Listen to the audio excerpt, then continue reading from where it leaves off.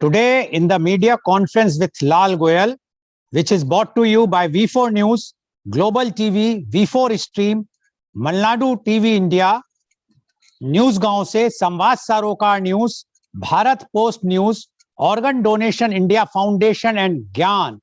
Our endeavor is to enlighten you with the current topic. And today's topic is very, very current, very relevant for all of us. And the topic is drug and crime. But before I will go on the topic, main topic, I would like to inform you that today is the World Population Day. World Population Day is an annual event observed on July 11th every year, which seeks to raise awareness of global population issues. The event was established by the Governing Council of the United Nations Development Programme in 1989. It was inspired by the public interest in 5 billion day on July 11th, 1987, the approximate date on which the world's population reached 5 billion people. So you can imagine that in about 34 years, from 5 billion, now we are 7 plus billions. So almost 40 to 50% rise in 34 years. This is the position of how the population is increasing day by day. World Population Day aims to increase people's awareness on various population issues such as the importance of family planning, gender equality, poverty, maternal health, and human rights. Media conference with Goel hopes that people should understand the importance of family planning and leave a decent world for our forthcoming generations. Now coming to the main topic, that is drug and crime. A drug is an substance that causes a change in an organism's physiology or psychology when consumed. Drugs are typically distinguished from food and substances that provide nutritional support. Consumption of drugs can be via inhalation, injection, smoking, ingestion, absorption via a patch on the skin, or dissolution under the tongue.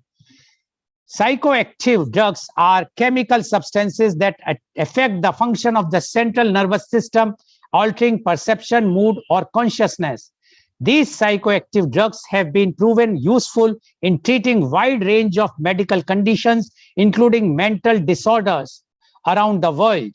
The most widely used drugs in the world include caffeine, nicotine, and alcohol, which are also considered recreational drugs since they are used for pleasure rather than medicinal purpose.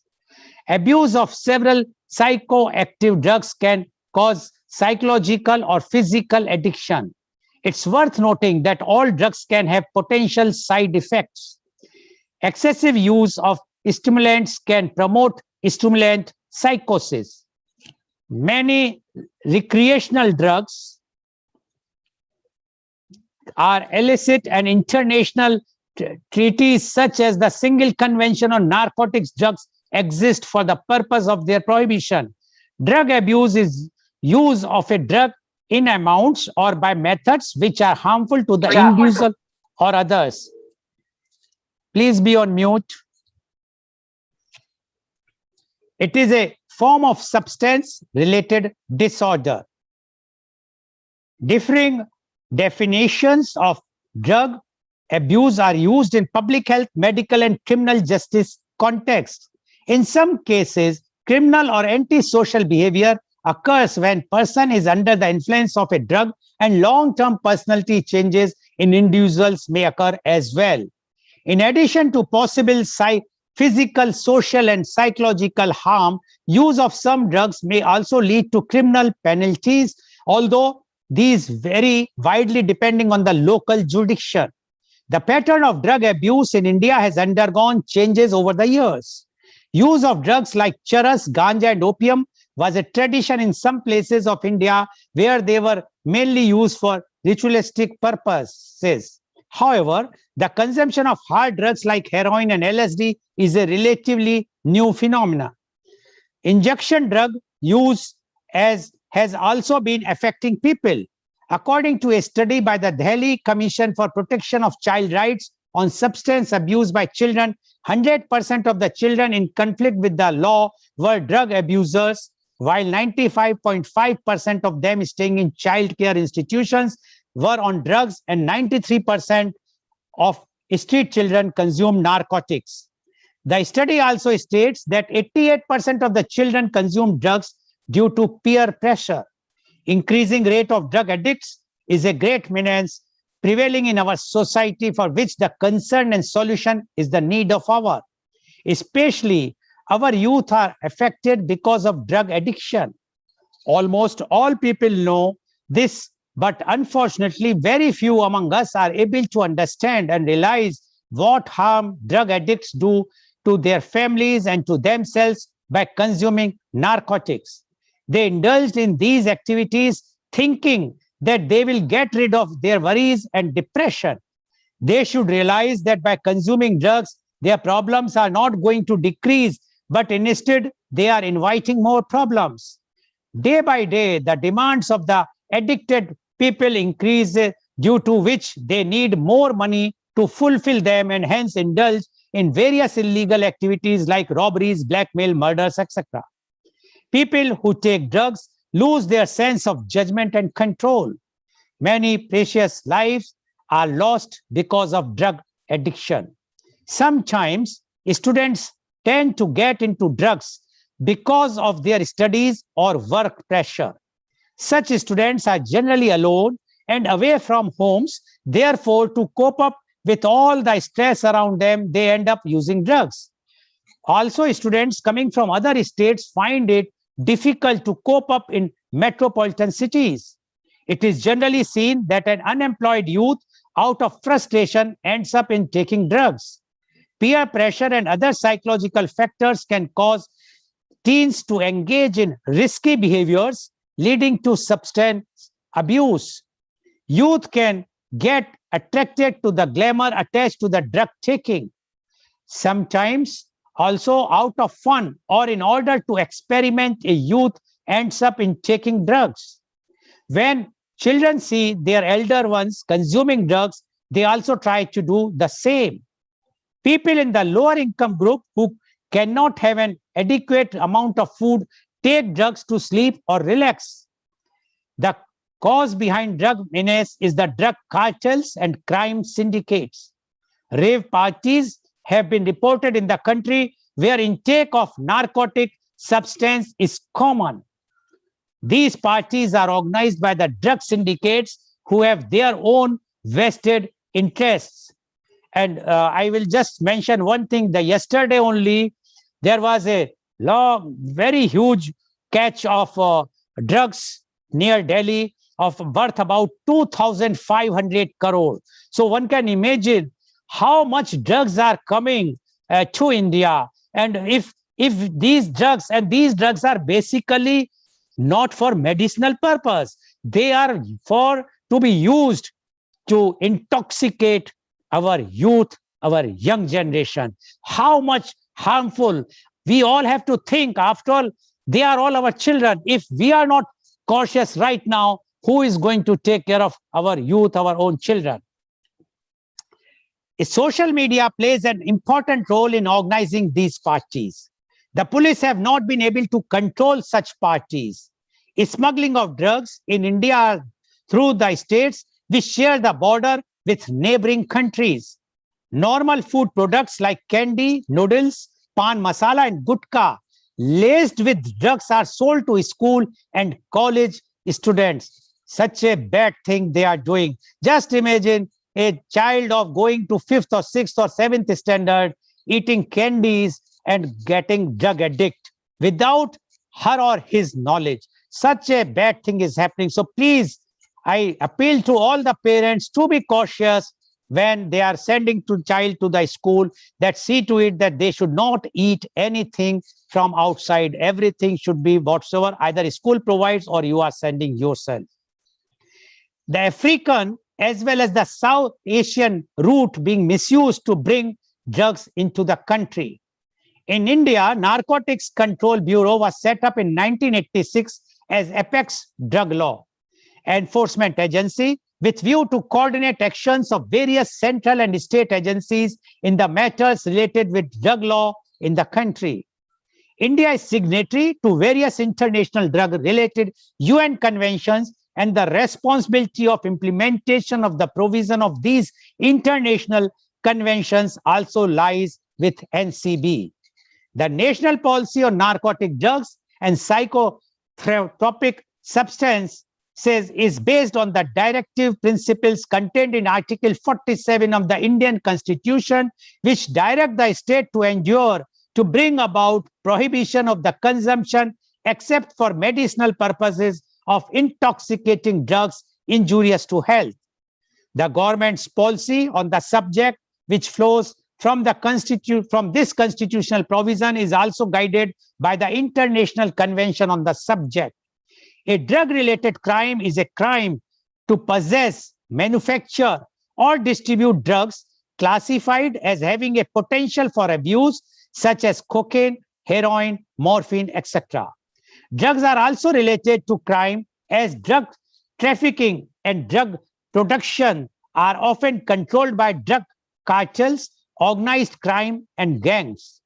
The concept of drug-related crime has been criticized for being too blunt, especially in its failure to distinguish between three types of crime associated with drugs. Use-related crime. These are crimes that result from or involve individuals who ingest drugs and who commit crimes as a result of the effect the drug has on their thought processes and behavior. Economic related crime. These are crimes where an individual commits a crime to fund a drug habit. These includes theft and prostitution. System related crime. These are crimes that result from the structure of the drug system. They include production, manufacture, transportation, and sale of drugs, as well as violence related to the production or sale of drugs, such as a turf war. Drug-related crime may be used as a justification for prohibition, but in the case of system-related crime, the acts are only crimes because of prohibition. In addition, some consider even user-related and economic-related aspects of crime as symptomatic of a broader problem. So to discuss this very, very important, I will say problem now, because it's a problem, it's a disease, it is something which has to be cured, which has to be cleared, which has to be removed right now. It's, although we are quite late, but if we will not do now, then we will be very, very late. Now, to discuss this very important aspect of drug and crime, we have a very elite, well-informed, those who are authority in this topic, in this subject, our panelist. And I would like to invite my first panelist. He is Dr. Thomas Kharia. Dr. Thomas is the director of EcoLink Institute of Wellbeing, Mangalore. He is the director of autumnminds.com. He is the founder director of Link De-Addiction Center, Mangalore. He has done doctorate in counseling and psychology.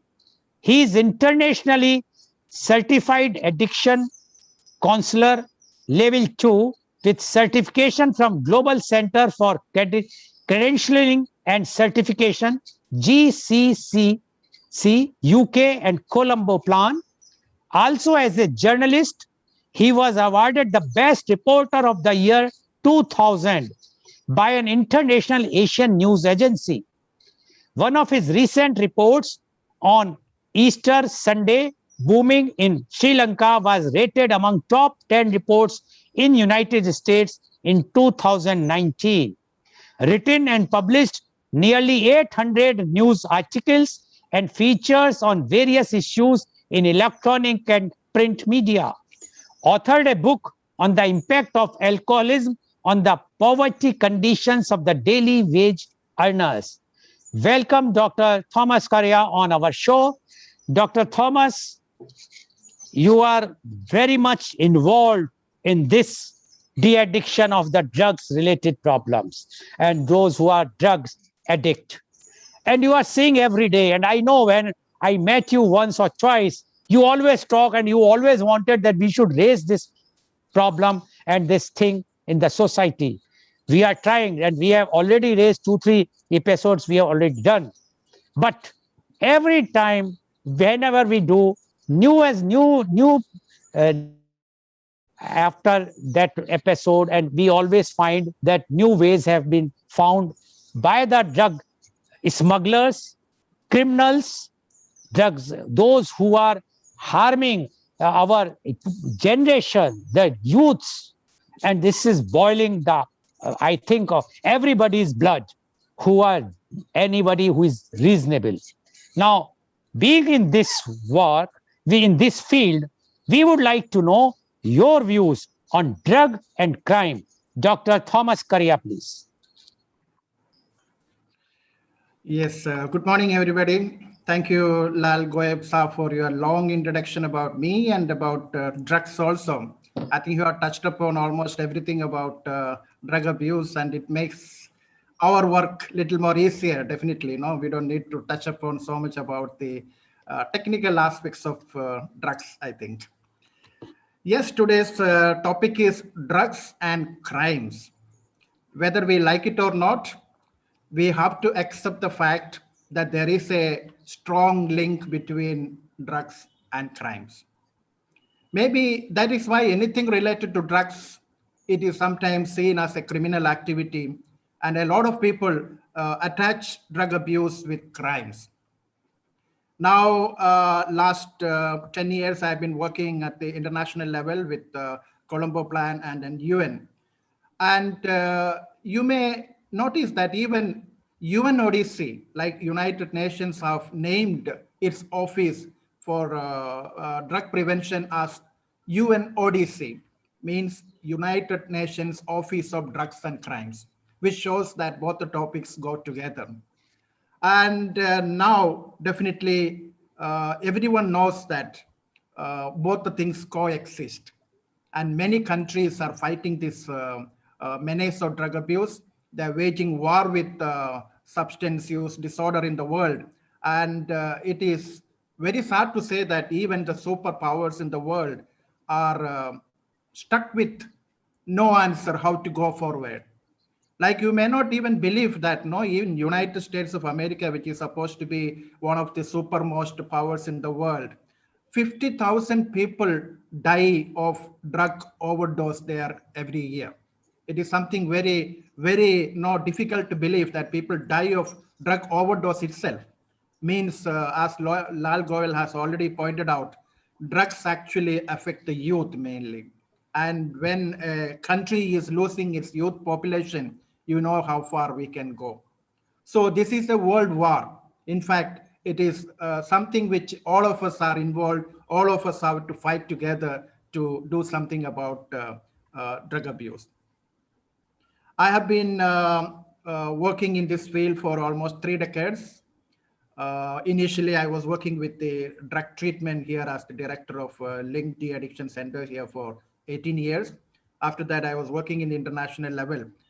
And I worked in Afghanistan also for 2 years. I was in charge of the coordination of the treatment program there, drug treatment program and drug prevention programs there. And I have observed with my own eyes how much actually opium becomes a center of the wars there. Almost daily, you hear about the bomb attacks and the different, even terrorism. Everything is fought with drug, drug money and opium. And that is where we need to discuss about topics like drugs and crimes, because this is something which we have no answer. Last 2 years, we were very much worried about this small virus called corona, and then it has almost conquered the entire world. But now we were able to come out with some sort of a vaccine, and then there is some hope that we can conquer this epidemic also. But drug abuse, so far, we have no vaccine, and there is no way, like no people are every year. Actually, the problem is increasing only; it's not coming down. And now, when we speak about drugs issue, there are two things basically. One is drug demand reduction, and the other one is drug supply reduction. I am personally involved in the drug demand reduction field, and drug supply reduction is something to do with criminal justice system, law enforcement system, and all. I thought that there would be someone from that particular department to come and speak to us about the supply reduction part. But anyway, unfortunately, he couldn't make it because of a death in the family. And so I would try to cover a little bit about both the aspects also. And when we say we have drug demand and drug supply reduction, we also have to understand in the world of drug, there are legal drugs and illegal drugs also. Just because certain drugs are legal, it doesn't mean that there is no crime attached to it. As Lal was already saying, alcohol, tobacco, and all, it's called legal drugs because it is available in the open market and we pay a tax to government. So it is called legal drugs. And illegal drugs are no heroin, opium, LSD, cocaine, all those things are called illegal because we don't pay a revenue, we don't pay tax to government. And it is available not in the open market, it is available only in the black market. That's all the difference. Whether we take legal drugs or illegal drugs, it will definitely lead people to crimes. There's no doubt about that. Now, alcoholism, just see about alcoholism. We hear every day, if you take newspaper, nowadays everybody is listening to TV, you hear, come across at least 3, 4, 5 criminal things about alcoholism alone, how much it is perpetuating domestic violence, all of us know. Even just yesterday evening, I was watching TV, I saw that one 20-year-old child has killed his mother just for a trivial reason, like she didn't prepare sambar for the dinner. Just 20-year-old child. I just read that. I heard that news yesterday evening in the TV. And he was addicted to alcohol and drugs already. He was not in the senses what he was doing like. And 2 days back, I heard a father killed a son. That is also related to alcoholism. So alcohol also perpetuates a lot of crimes, so much actually, maybe much more than anything else in our society we can very well know. And when we speak about illegal drugs, there is no doubt about, because illegal drugs are illegal. First of all, the trade, the sale, the trafficking, everything is illegal. And so it is definitely criminal activities. And in many countries, like I have visited at least 25 countries in this particular connection and drugs prevention program. And in most of the countries, almost 80% of the drug dependents who come for treatment, they are coming directly from the prisons because they have been already in the prison and involved in one or the other crimes. Even drug peddling is a crime. And then maybe under the influence of drugs, they must have got into robbery or murder or anything like that. No, so it is so much into also crimes, and they come for treatment. And see, like last month, we have observed International Day Against Drug Abuse and Illicit Trafficking on June 26th. I wonder why, I don't know, Lal Goel organized a drug seminar on that particular day. Anyway, we are doing it now. And in that particular occasion, UNODC have come out with the World Drug Report. Every year they come out with World Drug Report in connection with the International Drug Awareness Day. So in this year, the report shows that there are 275 million people have used some sort of illegal drugs in the last 1 year in the world, in the world. 275 million people. Out of that, 36 million people are addicted to that, totally addicted, and then they require treatment. They also have come out with some other revealing facts, like now during this pandemic, the maximum substance which was used was cannabis earlier, which was never considered even as a very serious drug. But now the use of cannabis is going very high in the world. It is almost doubled in the last 1 year, according to that report. And then another substance which people abuse so much is prescription drugs, which are available in the medical stores itself, and synthetic drugs. So for everything, there is a substitute available in the medical stores now. So people go for that. So these are some of the new trends in the field, which we need to address like that. Similarly, last year, when the World Drug Report was released in 2019, so they have mentioned one particular trend, like India is being identified in that World Drug Report as a safe transit route for drug use, for drug trade. There are many reasons for that. At least three reasons I can spell it out. One is, of course, the geographical position of India is in between Golden Crescent and Golden Triangle. Golden Crescent is Afghanistan, Pakistan, and Iran, and the Golden Triangle is Myanmar, Thailand, and Laos.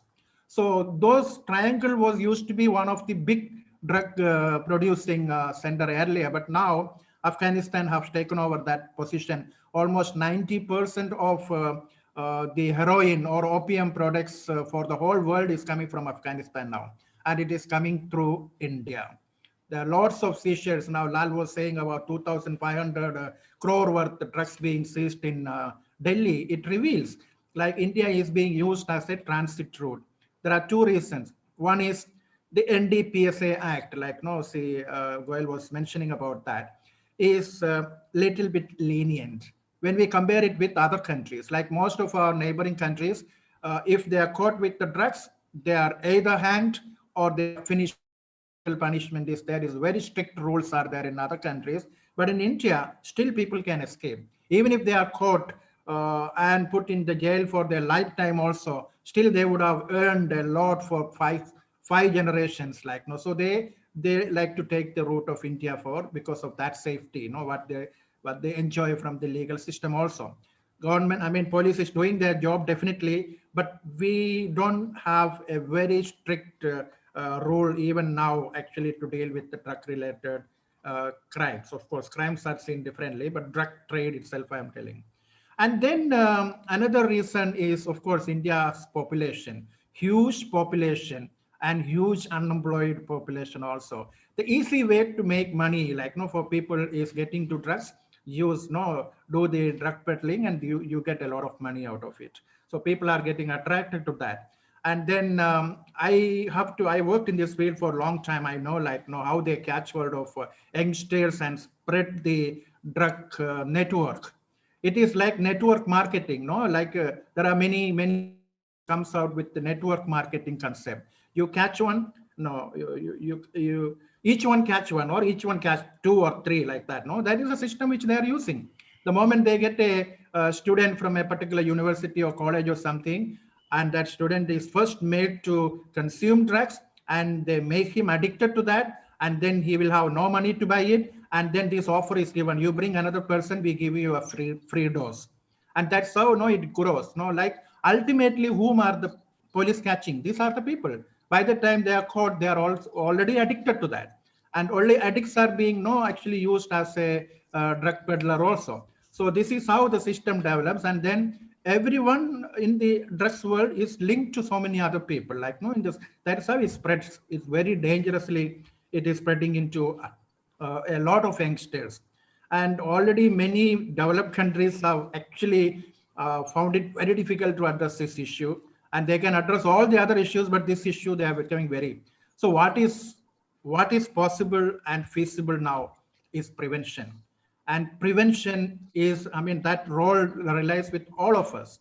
And then we don't need to say a drug peddler, if he's addicted to that, we have to see him as a person affected by the disease of addiction. So it is a psychoactive substances. it affects our CNS, no, central nervous system, and that's how people behave in different way. They get into crimes and things like that. But there is a person behind. That person has to be accepted as a person with dignity, a person with a disease, and then we need to definitely treat them with that way. We don't need to socially isolate them. Social stigma is one of the reasons why people are not scared to go for even treatment. So let us work more closely with the drug prevention program, drug awareness programs through universities and colleges, and save our youth as much as possible. That is a role which we can do, and these kinds of seminars will definitely give a opportunity to share our facts, and then for people to discuss this. Thank you, Goel, for giving me this opportunity. So I end here. Of course, later, any questions, I'm ready to answer to that. Thank you. Thank you very much, Dr. Thomas Karia, for giving your views, and not only views, the details about the drugs and crime. I would just like to highlight what he has said, few of them. First thing, he says that drugs and crimes are linked together. You cannot separate them. And he said even the United Nations, because they have put the name of the office as UNDNC, that United Nations Drugs and Crime. So it clearly shows that how seriously drugs are is creating the menace in the crime world. So he says the drugs are the such thing where there is no vaccine. We have already developed, and rather we are in putting nowadays the vaccine for the COVID, but for the drugs, there is no vaccine, no antidote, which can stop the drug menace. Yes, drug de-addiction centers are there, but that is afterwards, after the person become addict. So we have to stop at the very beginning so that no one should be drug addict. And he said about he mentioned one thing, rather he tried to blame me that why I have not kept on the 26th of June, the drug abuse day. Yes, Dr. Ruxana reminded me. She also was shocked, I will not say surprised, like you, that why I have not kept that thing on that day. She reminded me. I said, because all the Saturdays have been blocked for an international conference, and in advance, at least 1 or 2 months advance, all the international panelists are to be booked. So already there was an international conference booked for the Saturday. And that's why, because the 26th June, I still remember, was on Saturday. And that's why we could not keep. And that's why we wanted to do it. And as you mentioned, yes, today one of our panelists who is dealing with this particular thing, because he's a ACP in the Mumbai police. He was supposed to be here today, and he was dealing with the drugs very closely, because he was posted for almost 15 years in the crime branch in Mumbai, which was dealing with all these things whenever there is a crime. And the crime and drugs, everybody knows, very close related. But due to, and unfortunately, all of a sudden, I received a message in the night, there is a death in his family, so he could not participate. So no problem. Dr. Thomas has taken care of all those aspects which is required. He also mentioned about the golden crescent and golden triangle, how Afghanistan is producing the drugs and 90% of the drugs are coming to India. Like yesterday's catch of 2005. This is a tip on iceberg. It's not something very big. This 2,500, I'm sure our panelists will agree, is nothing. The amount of drugs which are coming to India is far, far, far more. I still remember one of our conference, one of the panelists who was director of this Gujarat region for in the narcotics department. He only mentioned that our total average catchment is about 4% of whatsoever the drugs are coming to India. Now one can imagine 4% or 5% is nothing in what is happening today. So this is the condition. And he also mentioned that our laws are very weak. He says laws are there, but implementation of laws are weak, because either they will get some lifetime imprisonment, so it makes hardly any difference because they have already earned money, or with the help of lawyers or the judiciary, the case linger on, and it ultimately it comes either the acquittal or a very less punishment. While in other countries, according to Dr. Thomas, they will be executed. They have to be either hanged or death penalties there. So it's a very, very hard punishment there. While in India, it is not there. That punishment is there, the law provides, but the implementation is weak. Last time also, I remember the same director of the narcotics, former director of Narcotics Bureau, he said that we have all the laws, but because the criminal, they engage the top lawyers, they engage, and then it is a linger on in the criminal process. So that is one of the reason. That's why India. He also mentioned about India's population. Although I disagree with Dr. Thomas, we can see our neighbor China. In up to 80s, China was called as a opium country. There the people are addicted. They were doing nothing. They were only consuming opium and not doing nothing, and they are relaxing, and they were good for nothing. And now China is #1 country in the world. Where is opium? So the population of China is more than India.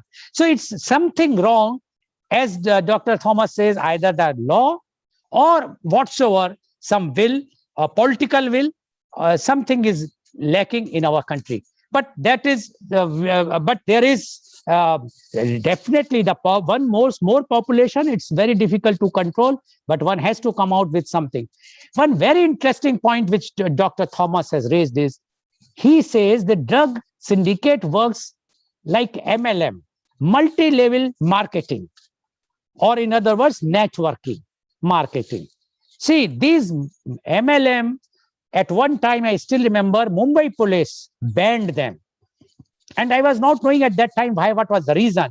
But afterwards, they says because the drug cartel is using this MLM. And I was shocked how they are using. So nowadays also, whenever somebody approach me to take some scheme of MLM, I always say, please don't be involved. This is very risky thing. You will lose your money. And it ultimately, it's nothing but a drugs money which is going to be there, because they are collecting the money, they put it in the drug business, and the drug business, if it is going on, they are paying you doubling your money, everything. But the day the drug business fails, or there somebody catch hold, or the greed comes, they stop. So you will be nowhere. So you will lose the money, and you will be getting the drugs in lieu after sometimes, as Dr. Thomas says, and you will become a drug addict. So this is a very, very important point, and I'm sure of the government, and especially the economic departments, or the economic offense department, or the narcotics bureau should see any MLM which is working in India, although many states have banned MLM, but still they are working. They should be stopped, because they are nothing. They are putting their money in drugs, so to multiply and making young generation drug addict. So all these things, and in last, he says that prevention is better. If we will not prevent, then it's going to be very, very difficult even to cure, because there is no cure except you are going to put them in de-addiction center. And how many de-addiction centers are in India? We have so many drug addicts, but we are not having sufficient de-addiction centers. And for my knowledge, I would like to, because I am sure that Dr. Ruxana will mention, can give my reply, or Dr. Thomas, that de-addiction centers are not being supported wholeheartedly even by the government. So those NGOs who are running it, they are also doing it with their own funds, many times, with their own efforts, without any proper support. While this de-addiction center is a very, very important thing to at least cure those who have become addict. Thank you very much, Dr. Thomas, for giving such a revelations, for the new revelations, I must say. I'm sure the viewers have also come to know. That is the purpose of our media conference, that we try to bring those experts who are expert in these fields, but we are not aware. We are only seeing what is coming in the newspapers or the national media. They are not touching the core reality, which we try to bring out by bringing experts like Dr. Thomas and Dr. Ruxana. Thank you very much, Dr. Thomas, for your views once again. Now I would like to invite my next guest, and she is Dr. Ruxana Hassan. Dr. Ruxana Hassan is a renowned psychologist, trainer, coach, motivational speaker, a special educator for early childhood education and development, a specialized counselor for the drug abusers and alcoholic with an experience of 28 years in rehabilitation center. She holds a PhD in social work and humanity from USA. She is postgraduate in Master of Arts from Mysore University, postgraduate in diabetic health educator from St. John's, Bangalore, and postgraduate in human rights, New Delhi. Her second PhD from Mother Teresa University in counseling psychology. Presently, she is doing her third PhD in applied sciences from Rajasthan University. Sometimes I joke with her, how many more PhD you are going to take, or you want to go in the Guinness Book of Record for holding maximum PhDs. But that is this shows her commitment. Otherwise, one PhD, people are feeling that one PhD is more than enough. Third PhD, and this is not an honorary PhD, she is doing seriously the PhDs. She completed her research in a project about CSW in Bangalore city under Women and Child Development, Government of Karnataka. She has done research about addictive personality, child's development psychology, CDP. It was done with the Children of Observation Home Boys, Government of Karnataka. For the outstanding service towards humanity, she was awarded Indra Priyadarshini Award. She is the nominee of Kittur Rani Chennamma, Government of Karnataka, as the best social worker. She was awarded by Art Mantram, Bangalore, for Go Green Bangalore. She won Women's Achiever Award of N.A. Harris Foundation, Bangalore. She has presented her papers at many international conferences at Turkey, Istanbul University, and Egypt, trained teachers in Delhi, Mumbai, Chennai, Hyderabad, Pune, and all over Karnataka.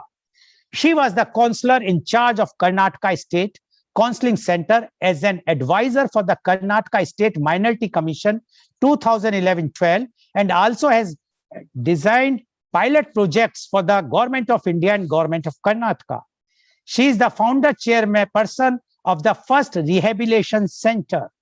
She is the first minority woman in India to have started such a unique, challenging program. She designed mobile computer and tailoring training units with the help of Ministry of Labor, which benefits for the minority girls who are denied education for various reasons. Her title is Smiley Girl of the Town. She builds a new dawn in the darkest dusk just with her positive smile. So I welcome positive smiley girl, that is Dr. Rukhsana Hassan, on our show. JC Dr. Rukhsana Hassan, you have heard Dr. Thomas Karia, and he has explained all those things which are quite revealing. Although I have done 2-3 conferences earlier, but few things I also learned for the first time through Dr. Thomas. And it's a learning thing. Every time we learn. And you also appeared in one of the show on the drugs, if I remember. So now we would like to know from you your views on drug and crime. JC Dr. Rukhsana Hassan, please. Thank you. Good morning, one and all. Good morning to all my dear viewers. And a request to the viewers, please, if you are watching this, please watch fully. Because in a half-baked cake will get your stomach upset. This is a very... Excuse me, Dr. Hassan. Can you just come in the center? You are at one side, so they can watch fully. Yes, please. Yes? Okay. Yes. Thank you.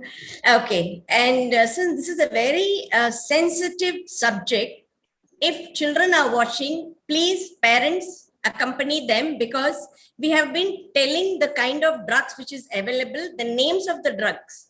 Usually what happens, once they listen to the drugs name, they start asking, what is it? And now, the internet is there. So that's one precaution. And thank you, Dr. Thomas. I think being in rehabilitation, I know that whatever he has said, I will not touch on the cases. I will straight away go with drugs and crime. So what is the rate of crime? What is the rate of crime which a drug addict does? This is a major $1 million question what each one has to ask. My first research in 2006, 7, 8 in Central Jail, Bangalore, When I entered there, I could see all the inmates. They were about 2,800 males and 400 plus, I don't remember exactly, 400 plus with the females. All I could see in them was a very beautiful emotional personality within. That is where I got correlated. I wanted to know what was behind the crime, whatever they have done. Was it the first time? Was it the second time? Or were they habitual? That is the time I had asked HT Ramesh that, I wanted to do this research, and he gave me a blank approval of doing it in every jail across Karnataka. So that is the thing where I understood that I'm so sure Dr. Thomas and if ACP was there, he was the right person to tell because I have done a case with him. That's the reason, I wanted him to come. Not 80%, I can say 90% of the males and 75% of the women were addicts before doing such a crime. So directly if you relate addiction and crime, they come in the straight line. There is no curve and there is no end to mark. They come into a straight line. Because any addict, especially they are into theft, they are into murders, they are into attempt to murders, they are into other things and all, they are straight in line that they are already a co-addict and only then they get into this crime. So next, what is the step taken in the central jail? In any jail across India? Are they been rehabilitated? No, they aren't. So the other side, outside, the lawyer fights for them that whatever crime they have done is not true and it is a false, and they come out. Even murders we have seen, they have come out, they have got a bail. Especially, I will not divert my subject. I will straight away go with the drug users and drug peddlers. As Dr. Thomas has already said, every user over a period of time becomes a peddler because of the shortage of money. Before that, he starts, lifting up things within the family, threatening the family, cheating the friend circle, beg, borrow, or steal. Beg, borrow, or steal is there three things what they do before they get into peddling. The moment they get into peddling, they are one fine day caught. After they are caught, what happens? The family runs behind them just to prove the law that their son or daughter is innocent and they were not involved. They come out with a tag on their shoulders stating that what did the law do? What did the police do? There were so many people who, just banged on my face and said, what the hell did you do? What did you try to prove? You did nothing. I have come out of the bail. Now you do whatever you want. I'm just telling in a very fine language, but this was not the language what they have been speaking to me or to the police officers who have arrested them and they come out on bail. So here the question is it the law? Is it the people? Or is it the system? The law is very strong. The law is very, very strong. Then what about the people? The people has to get into the system. As you said that, rehabilitations have been running on their own. Forget about running. Any person who's been running a rehabilitation center, according to the respected human rights, they feel that it is an illegal thing what a rehabilitation is doing. Whereas they can see so many addicts fallen on the roadside, as if it is nobody's business. People watch him up and down. Nobody even cares to give a look or see what has happened. I think each one of us has witnessed that.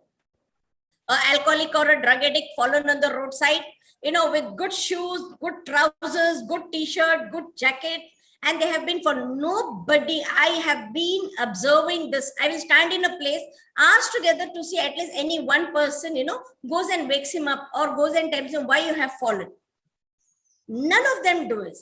How ignorant are we? Again, it is the people and the system. As Dr. Thomas was telling, drug demand reduction and drug supply. There is no demand for supply at all. Supply is just being like that, and then the demand starts.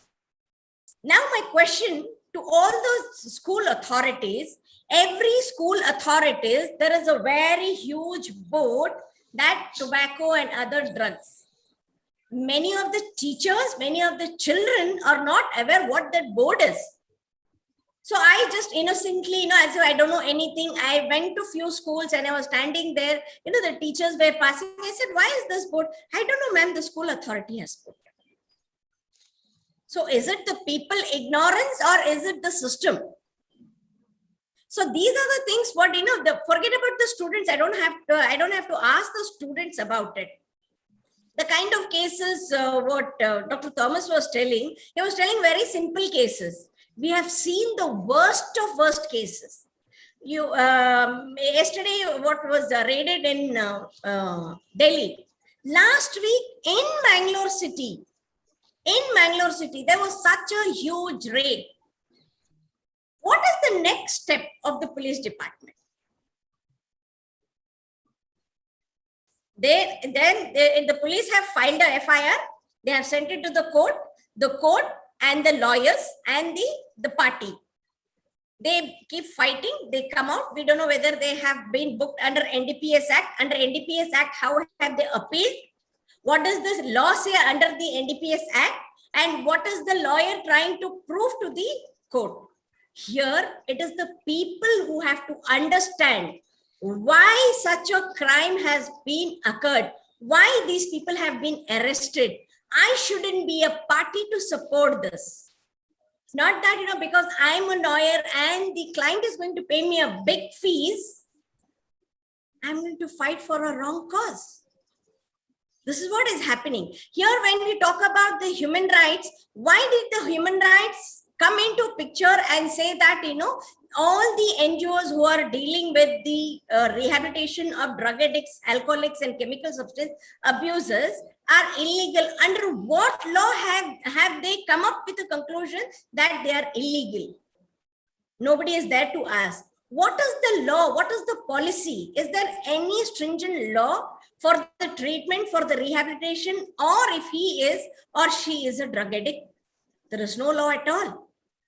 You talk about NDPS Act, even they are restricted only with few drugs where they can have a raid or where they can arrest. Even they are restricted. We have seen children who are just 7 years, 8 years, 9 years, 10 years, who have been using whitener. Way back in 2008, 9 and 10, I had a big fight with the Waqf minister and with the Waqf principal secretary. I made them understand what is the usage of those bottles. Remember there were 2 bottles before the pen was brought in. It was a huge fight, made them understand the drug is available on the table. The principal secretary, Sanaullah sir, was surprised, and said, is this possible? Sir, please, let me give an experiment. I just took my handkerchief and I poured and I just told him, just sniff this and see, sir. Where SSD happens, sudden sniffing death. Nobody is even aware about it. Just for a small virus of corona, the whole world has been fighting. But drug addiction is also there in the whole world, and thousands and lakhs of people have been dying. The beauty of drug addicts they are dependent on drugs. The family is codependent on them. He runs behind the drugs and the family runs behind them. No disease in the world is a family disease, but addiction is a disease of family. No disease is so progressive and dangerous as addiction. Addiction is not an habit at all. Many of the learned officers, they say, oh Ruxana, it is just an habit. Iska kya itna bada? मैं भी रोज पीता हूँ.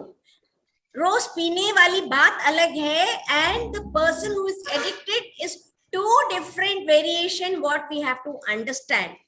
Only then we will be able to know the difference between an habit and an addict. Addiction is a severe kind of drug disease that no film actor, no advertisement, no pharmaceutical companies, no government, no police, none of them have taken it seriously as we did for HIV. If you come to Bangalore city, there is a place called Islampur. There is a place called Govindpur, Hegde Nagar, Neel Sandra. I can just name it, but I can just go on.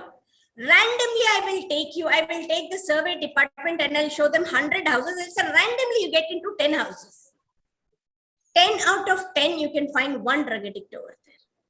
The father is a drug addict. The son is a drug addict. The mother is a drug addict. The daughter is a drug addict. Where is the upcoming generation going?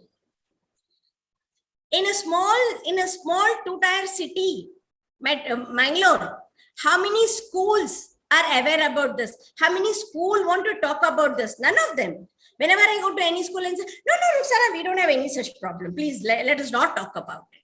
How much more will each person deny about this problem? We are talking about prevention. Where does this prevention start? Where is the birth of this? Only when I know where is the birth of it, I can go and have in preventive measures.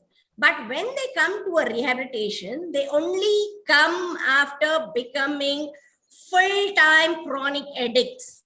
None of the rehabilitations can claim that I can recover this patient who isn't drug addict. At least alcoholic, I can say 4 to 5%, yes. Once a drug addict, it is so severe that, a person who's in counselor, Thomas will definitely agree with me, a person as a counselor should become his sponsor and say that just for today, I will not touch. This is a promise what you have to, as a sponsor, you have to be telling the addict who is having so much of time, which counselor will be so dedicated, which rehabilitation will be supportive. Many rehabilitations have been run by the ex-addicts. The reason for that is they understand the pain, what they have undergone. So for their recovery, they get into addiction, they get into a rehabilitation, and then they get the addiction come together so that they will just form. So there is a huge law of, open holes, open loops for the government to come up. That's the reason on 26th of June this year, I had all the topmost people from the judiciary, from the police department, from NGOs and the eminent personalities who have been working, got them a conference, and then we have come to a conclusion that we will have a questionnaire, how much is the general public, the people aware about it. So this is a huge question where we have to say, where does the prevention start? And what is the kind of intervention for that prevention we do? So leaving these questions to the viewers, I end my talk. Thank you. Thank you very much, JC Dr. Ruxana Hassan.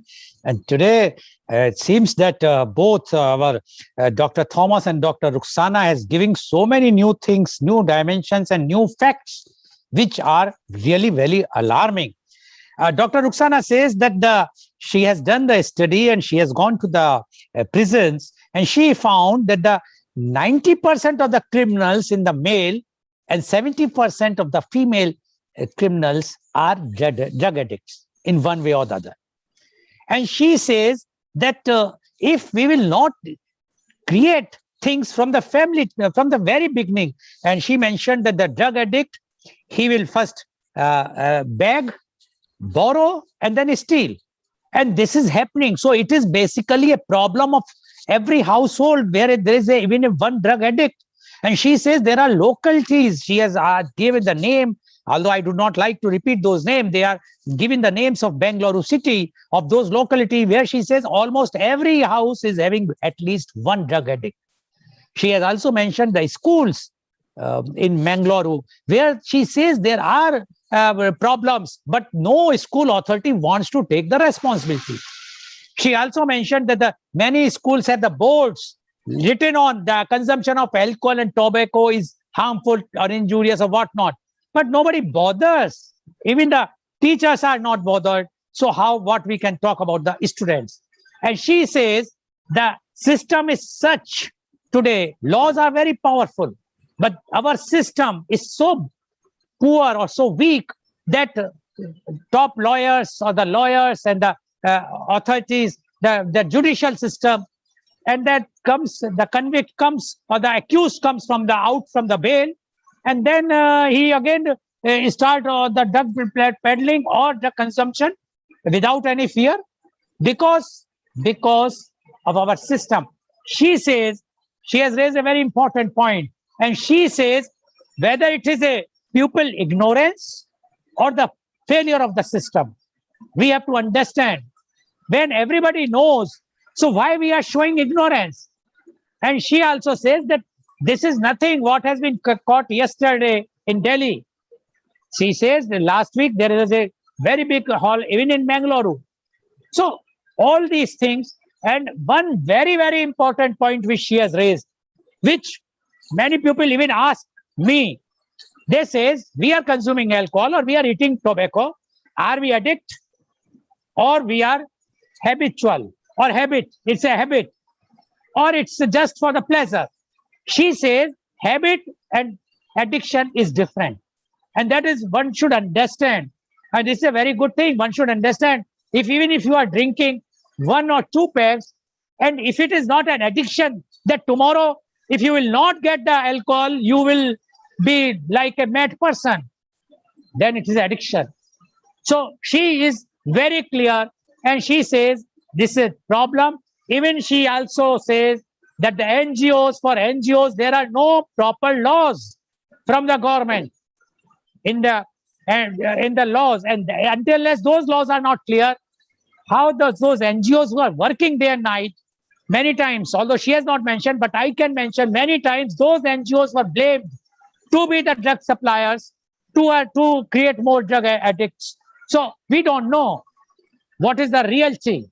So all these things are going on. So what Dr. Rukhsana Hassan, she has also mentioned very clearly that this is something where everyone has to take full, create a awareness, come in a full way.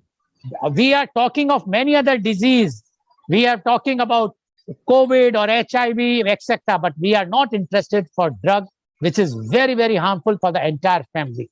Thank you very much, Dr. Rukhsana Hassan. I will just mention to our viewers, we do not want to scare, but we want to create awareness. Because if we will be able to save one life, our purpose of this media conference is served. Because we know one life saved will be, again, as Dr. Thomas said, MLM system, it will go like this. We want, here you use MLM system to create more awareness. You can send one WhatsApp message for de-addiction, don't use the drugs, to your 1 or 2 friends and ask them to circulate it. It will reach to everyone. But we are not interested. We are interested in gossiping, sending jokes, derogatory remarks about women, but we are not interested to do something which is beneficial for the society, for the country, and for themselves and their children. Thank you very much, Dr. Rukhsana. Now, I would like to invite my next panelist. She is Miss Namita Mishra Pandey. Miss Namita Mishra Pandey is a journalist. She worked in eminent newspapers like Central Chronicle, National Herald, Free Press, The Pioneer, etc. Right now, she is pursuing doctorate in philosophy, that is PhD in mass communication and journalism from lovely Professional University, Punjab. The broad topic is print journalism and women journalists. She won a gold medal in post-graduation course. Welcome, Miss Namita, on our show. Miss Namita Mishra Pandey, you have heard what Dr. Thomas Karia as well as what JC Dr. Rukhsana Hassan has mentioned. And they are very, very clear. we understand, at least I understand, that you are a journalist, although you are not in these rehabilitation centers and not. But as a journalist, I always believe, although I am not a journalist, I am a, you can say, forced by the Global TV's chairman, Mr. Paul, to be on this seat. But I know the journalist is a person who have knowledge of everything, because they see where everyone can't see. Hindi mein, there is a proverb, जहां ना पहुंचे रवि वहां पहुंचे कवि, means where the sun is not reaching, there the poet reach. Nowadays, instead of poet, it is the journalist. Where the sun is not reaching, you people are reaching. And I'm sure Dr. Thomas, being a journalist himself, also vouch for me, because journalist work is this. And that's why we are happy to have you here on our program. Now, we want to know your views on drug and crime. Miss Namita Mishra Pandey, please. No, we can't hear you. First of all, I would like to thank Mr. Lal for giving me this privilege to share this platform with such eminent persons like Dr. Thomas and Dr. Ruxana, who has elaborated about the drug addiction and all these their views about this. I am privileged to be on this platform. So in a very short, I'll finish my drug addiction thing. So in my view, drug addiction is a disease. It is a problem. It is not just a habit. It is a disease. It is a problem that affects a person's brain and behavior. And it not only leads to health problems of an individual, of a family, or whatever it is, but it is the destruction of entire social system. It is the destruction of entire social system, because if an individual is consuming drug, then he is hitting the entire system, entire social system. May it be his wife, the society, may it be his children, or whatever it is. If, like Dr.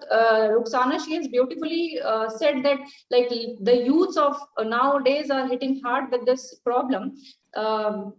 I totally agree with Dr. Thomas and Dr. Ruxana about their views, and like and I agree with them. The most affected people due to drug addiction are marginalized groups, poor people, the youth, of course, the women, and the poor people.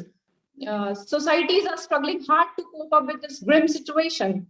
The entire population of world is like nearly 8 billion, and out of that, 275 million are drug addicted people, and 30 million are like the 30 millions are those who are like the nearby of those 275 million people, and they are somehow directly or indirectly affected by this disease, as we call it, or a problem.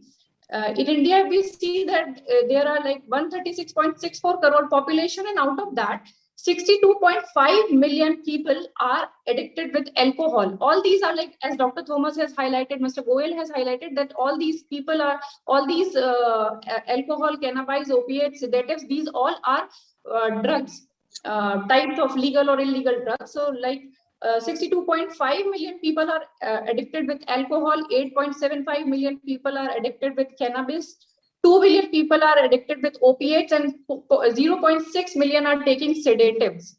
So this is according to the UNODC report. If we talk about the whole world, then like Mongolia, United Kingdom, Kazakhstan, these are some of the countries which is highly affected with the effect of this drug disease, drug problem.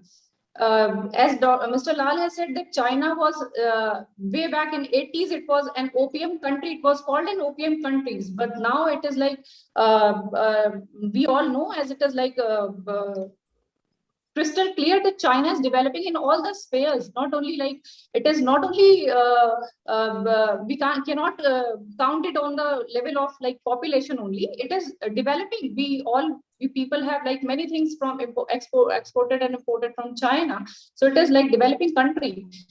I want to highlight the reasons behind this drug addiction. These are like it is a vicious circle, like everything is correlated with each other. Like population is the biggest thing which I think is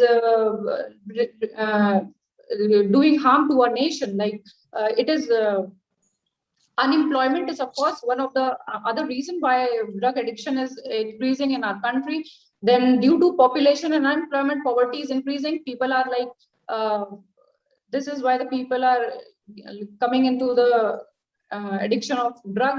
Then lack of checks, of course, the government is not able to keep checks on each and every individual of the country, and so like the policies and harsh punishment is not there, policies is lacking. This is why there are problems of drug addiction. There are preventive measures, like Dr. Ruxana has said that preventive measures are there. I will also highlight those measures, like what are the preventive measures which we can take to like cope up with this problem. First of all, of course, we have to, prevention is better than cure, as said by Dr. Thomas, this prevention is better than cure. So it is our need. We have to eradicate this drug addiction. So what we have to do, we have to eradicate it from the grassroots level, means from the root level we have to eradicate it. And from the, if we have to want to eradicate it from the root level, then we have to give proper education, proper learning to our children.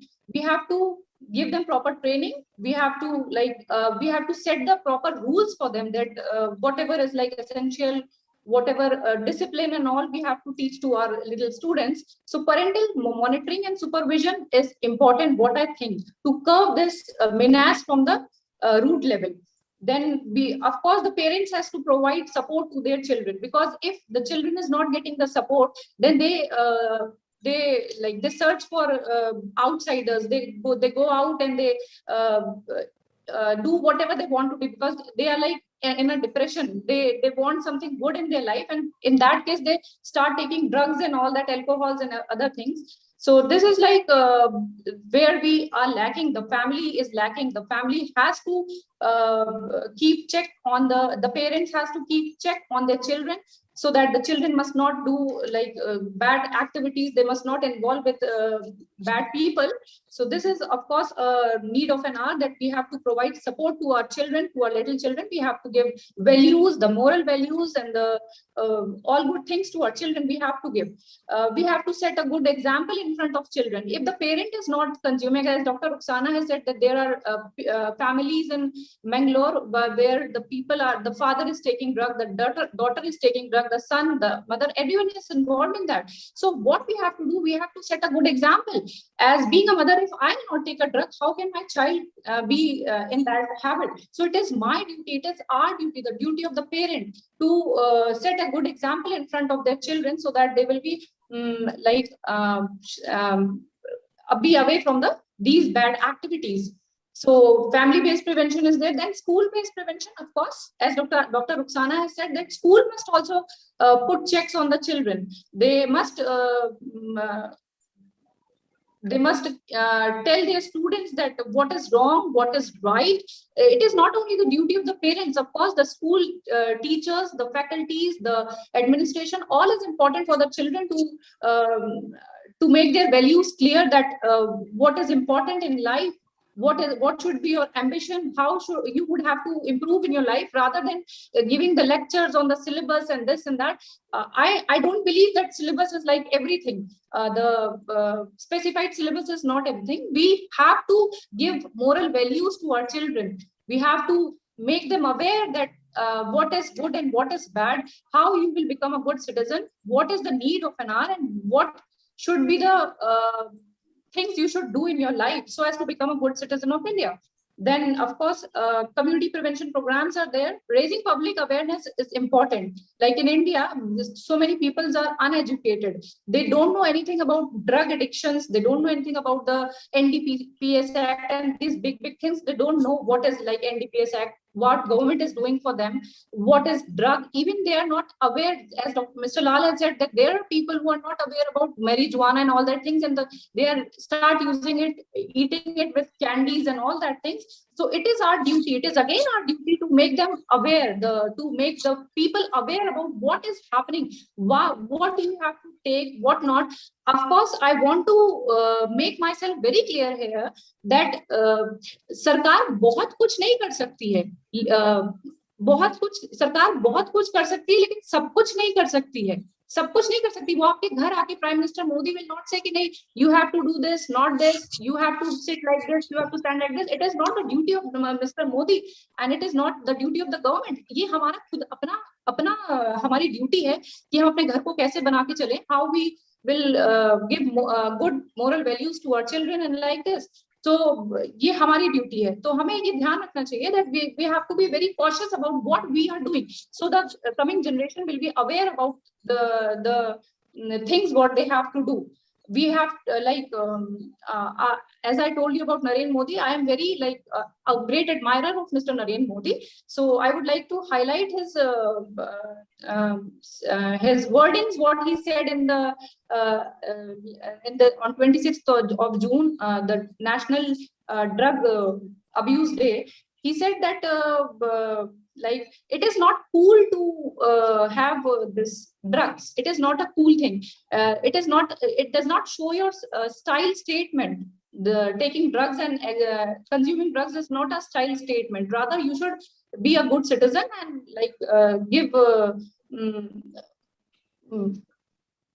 give importance to your life, because life is very important. And he also says that every effort we are doing to save lives is vital. Whatever Mr. Lal is doing, whatever the eminent personalities are doing, I said that yes, every single effort is vital for the country.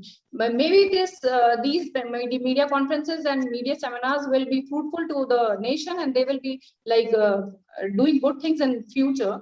So one more research has come out, and it is related to the pandemic. What the research said, that border and other restrictions caused shortage of drugs. It is during the pandemic, the border and other restrictions, there were restrictions from border to border. The people were not free to move here and there. So this is why the drugs was consolidated on one place, and there was shortage of drugs on the streets. It leads to the increased prices and reduced purity. And this is why, because the purity has reduced and the prices has increased, so the people have started consuming it more. So somewhere this pandemic has also created a big menace to the country, and this is why we have lost many of the things. So this is all what I can say for this right now. I'm very thankful to Mr. Lal once again for giving me the opportunity, and to all the persons who are involved in this. Thank you so much, Mr. Lal. Thank you. Thank you very much, Ms. Namita Mishra Pandey, for giving your views. And what she has said, she has taken a very different view, because our two panelists are eminent people who are basically for the rehabilitation, de-addiction, but she has seen the view from the society point of view as a mother, as a citizen. And she says, if she wanted to highlight how we can do the prevention. And she says that lack of check is there, whether it is in the whether it's on the front of the parent side or from the school side. So unless we will not have that parental check, where the parents will give more time to the children, as well as the schools give more attention and see to it that they should be treated. The child should be, if any problems, child should be cleared, and they should be taught about the bad effects of the drugs in the school. And she said the eradication should be done from the grassroots level. We should not wait till the person become addict. And she is very, very clear. She mentioned about that the prevention is better than cure, and she agrees what Dr. Thomas and Dr. Ruxana has mentioned. Although I can just tell our viewers, Miss Namita Mishra Pandey, when I approached to her, she was having some apprehension whether I will be able to speak on this topic. And when I said this is a topic which touches every family, and being a mother, you should think of all the children. At that time, she decided to join, and what views she has given, really, it's a very, very and very to the point views which we expect from a good panelist. And I'm sure I can very well say that you will be a very good panelist even in our future media conference. Thank you very much, Ms. Namita Mishra Pandey, for giving your views. Now, I would like to ask questions. I will allot about 2 minutes to each of you because the time is. Dr. Thomas, you mentioned about alcohol and tobacco, and you also mentioned that because of the consumption of alcohol, domestic violence, but Dr. Thomas, you have visited many countries. You have seen their countries. There are no domestic violence in other countries while they consume more alcohol percentage-wise than India. Why? One. Number two, if it is like this, then why not government of India is banning alcohol and tobacco, or government wants to mint money? That's why even after the this lockdown, the first thing they opened is the Daru Kadda, the alcohol shop. What you say about this, Dr. Thomas? 2 minutes, please. Please unmute. Please unmute. Okay, yeah. First of all, I don't think that we can expect the government to stop distributing alcohol and tobacco, mainly because most of the governments survive with that money. Many governments, the one of the, I think second more income earning business is that. So we don't expect that they would stop it, whatever we say, it will continue. And then about the link between domestic violence in our country and in other countries, it all depends upon the social acceptance we give it to the drugs. Like, you know, in some of the countries, especially Arab countries, like where I work, you know, like even Iran also I visited. So their alcohol is not accepted. Like, no, it has no social acceptance because of the religious point of view. But whereas when that is not there, the drugs comes up also. Like some sort of a mind altering thing is always, no, it is a part of our culture in many countries, either alcohol or something else. So that is always there. And then violence with the alcohol may be less there because of the, so in some of the country, even in Indonesia, it's a Muslim country, but wherever things are little liberalized, I have seen violence is also less. Wherever things are very much, you know, like try to put it as an anti-social sort of a thing, people develop negative emotions along with that also, and it comes out as a violence also. Like even in India, if you see like Goa, if you go, people have a different approach to alcohol sometimes comparing to Kerala or even other places like. So those places, I think the violence is relatively lesser than where, you know, we make so much of conservatism about that. It's just my observation. I don't know. It's not supported by any sort of a research, but this is what I feel. Yeah. Okay, thank you, Dr. Thomas. Although we are not promoting the alcohol, but one should understand how much, if anybody wants to drink alcohol, he should be drink in a limit, and it should not be a liability or create any nuisance for the others, and it should not become addiction or even the habit. It should not be habit. Occasionally, yes. Now, my question goes to Dr. Ruxana. Dr. Ruxana, Ms. Namita has raised a very important point about the school moral education. Do you think our education system lack moral education? If you recall, earlier time, the moral science used to be taught in the schools, but no moral science has been taught, no subject is there in the higher education. And this is why the problems are happening. Do you think education system, even in the National Education Policy 2020, nowhere it is mentioned about the moral education? Do you think we should have a moral education compulsory, even whether you are in biology or geology or criminal, anything, you have to learn the morality, because until unless we are not morally up, we cannot control this menace. What do you say about this, Dr. Ruxana? Yes. It's a very important subject to have, moral science, because whatever we teach the child at home, they don't learn it with so much of passion. But whatever we teach as a teacher, if I teach a student, he remembers, she remembers, she goes home and tells. For example, my granddaughter who's 7 years, if I tell her one thing, she'll say, no, ma, my teacher taught me this. So that is the reason I say that, moral education, moral science as a subject is very much important. Those days we had 2 days. I remember very well, the last sub period of Wednesday and the last period of Friday. These were because Saturday, Sunday was a holiday for us. And they give us one particular subject to do this. So that was very important. Now, coming back to the schools and education about drugs, moral science, yes. But what about addiction? As Namita has said, that our honorable Prime Minister said, be cool. But how will we be cool when the particular thing is in front of me and tempting? The law should be so strict, as they say, agar helmet pen kar nahi gaya, to 500 rupees fine. License nahi pakad gaya. Something like that has to come up from the government side. Otherwise, whatever we NGOs do, whatever we journalists do, that's not going to happen. Please remember that addiction is not an willpower, but it is an ill power. Okay. W-I-L-L and I-L-L. The W in ill is missing. That is the wisdom. Okay. So please don't tell them to be, hugs, but not drugs.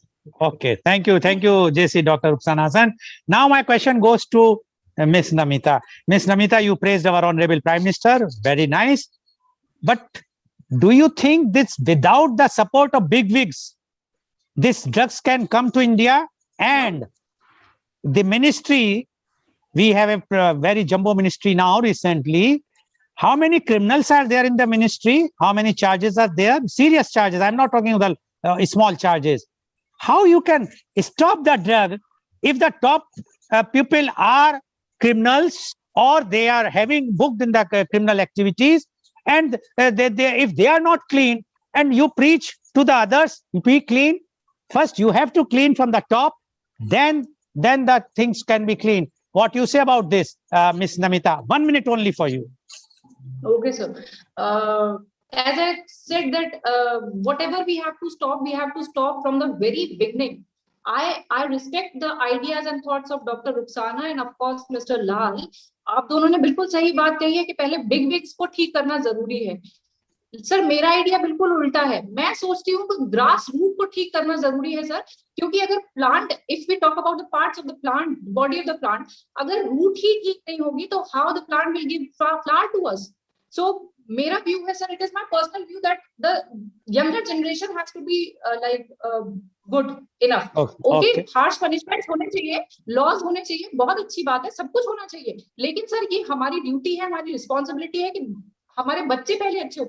If I wake up in the morning and I'll take a glass of that दारू जिसे आप लोग बोलते हैं, मैं लेके बैठ जाऊं और पीना शुरू कर दूं, तो my children will also do the same. मेरी बेटी ये बात वो भी करेगी. But sorry for interruption sir, अगर मैं if I'll do puja in the morning, then my child will also do the same. Okay. Sir? So it is from the family only. ये family से आता है sir. Okay. Thank you. You have confirmed my point of view, because I also said that the big wigs, the top people have to be clear first. Family head is like a big wig.